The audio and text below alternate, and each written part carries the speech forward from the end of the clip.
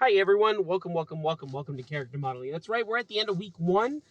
Super excited to have you all here today. So at the end of this week, I don't usually have a secondary announcement. So for this week, it's just a quick reminder. For the other weeks, I will have like secondary announcements that have other aspects to it. So just keep that in mind. Other than that, I just wanted to give you a heads up and just let you know of your due dates. Please go ahead and post an initial post and a reply post today. For your discussion posts. You also have your turnarounds due tomorrow. I'm also going to be posting on your discussion post tonight and tomorrow as well. So if you see some things around, I'm going to be checking in and taking a look. Other than that, that's all I got.